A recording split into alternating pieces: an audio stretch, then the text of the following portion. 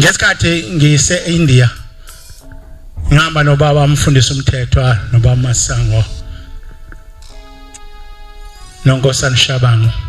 Mhlamba ke ngikhulume ngaleli liso ngoba ngibona abantu abangcono abamazi kanje ngcono uShembe. Mabe khoma ngoShembe beqala bathule babheke phansi. Angithi ngikhuluma isiminya baba wababona bamhlobo sasinala lapha eCliffdale. Baqala bathule babambela. Bebethi Shembe nje babamba la qala. Uma esifundisa lo ukhoma ngenkosikazi yezwe la kubo lapha laleli izwe sasikulona alinazo ikole lizwe nje liphansi ngomnotho kakhulu. Ikole uhamba indaweni isikole sibona la esinyo sibona kwamashu. Ngane zakhona hamba izwe lide manje esikoleni. Ukhoma ke ngokuthi kwakunenkosikazi la. Le nkosikazi yaba nomntwana oyedwa waseyashona uyise walenga. Uthi bayiseshonile uyise walengane yakhula isikhuliswa unina yedwa.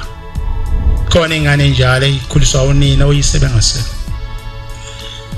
Yayisikhuliswa unina yedwa. Uthi wase fiscal sokubiya esikoleni lengane. Isikole ngesikude unina wangaze wazi lizwa kanjani. Wayesethatha isinqumo. Wayesethatha isinqumo nina wathi mntanami ngoba ngithanda ufunde ngizakuphelezela zonke izinsuku ngeke ngubeke esikoleni kuthi ntambama ukuhlangabeza ngize ngubeke ekhaya. Lengane izothi maye esikoleni ihambe ehlathini elimnyama. Amahlathi kaseIndia amakhulu ngoba imizi yakhona ihlukene. Ihambe ehlathini elimnyama enazo zonke izinto ongayicabanga kule hlathi. Wayayiphelezele kunina njalo idlulise kule hlathi ayife esikoleni ntambama ihlangabeza. Noma ngihamba esigodini sethu ngizofa. Angiwesaba ukubi ngokuba wena Jehova ukini. Sho njalo uShembe emthandazweni niwe kuvuka ivesi 5. Naye usho njengo Davida. Waphelezela nonkosikazi lonina lengane yakhe isesikoleni eyibuyisa isesikoleni eyibuyisa. Kwathi ngolisuku ntambama wazizwa ukuthi ungenwa ukugula.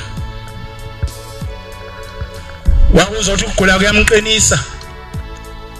Wacabanga ukuthi ingane yami ngizoyamisa kanjani esikoleni sasa. Wayesekuthi ekseni wabonda akwazi ukuvuka. Wayesethi mntanami namhlanje ngizokuphelezela kwesikoleni. Yayisikhala ingane yathi mangizohamba nobani. Ngizawudlula nobani kulela hlathi elimnyama.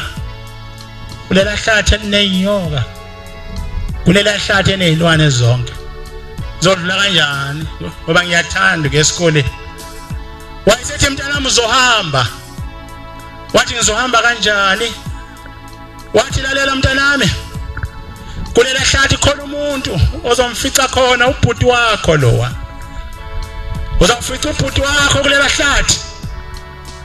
Uzothi mawufika kulela hlathi uma uzokwesaba busumemeza uthi bhuti.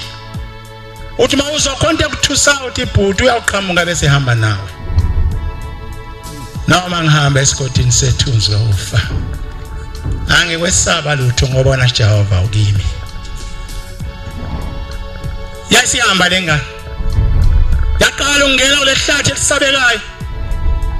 Yathi mayiqala ungena yazokhashazela. Yazomsindo othusayo.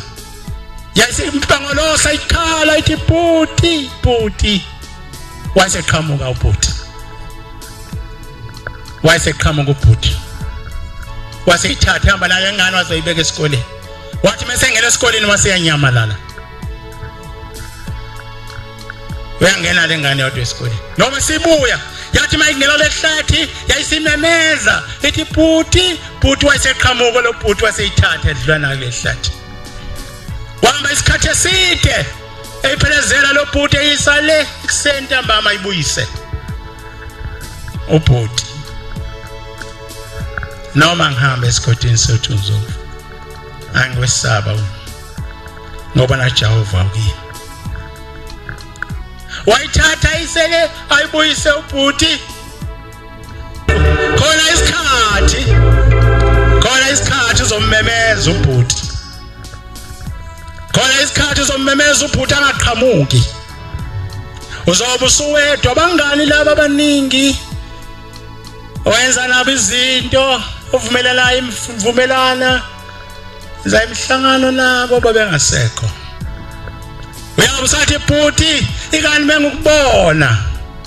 Ikani mawuthi mawungena emsihleni ukuzama zame zonke izinto. Ngisho ubhuti wasezulwini. Bhuti oyingcwele.